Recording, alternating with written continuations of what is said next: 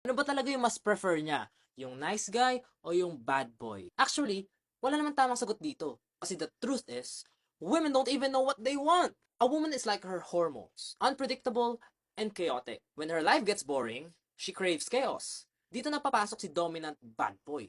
But when her life is falling apart, she'll run to safety.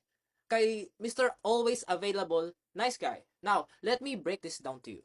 This isn't about nice guy versus bad boy. This is primal attraction versus logical security.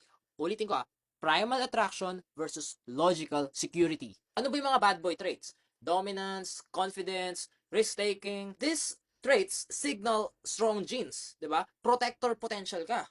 Meanwhile, the nice guy offers stability, safety, and loyalty, which is great, pero for long-term survival yun. So, ano mangyayari? Mostly, young women, they choose the thrill. Yung mga lalaking kukupal-kupal, kasi nga, may challenge. Na-excite siya.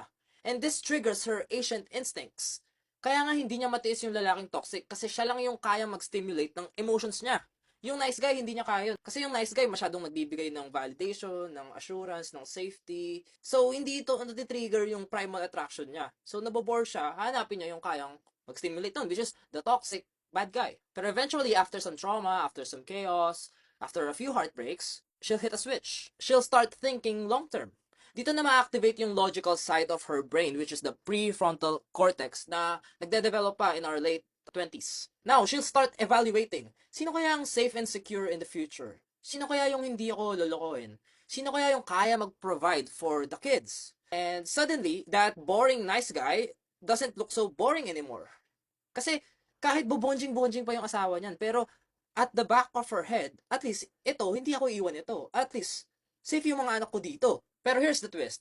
She'll settle for the nice guy, yes, but she'll always crave the bad boy. Because one made her feel alive, the other makes her feel safe. And deep inside, she wants both. Kung matalino ka, you won't choose between the bad boy or the nice guy. You want to become the man who understands both games. The balanced guy. I call this the dangerous gentleman. Explain ko yan sa next kong video.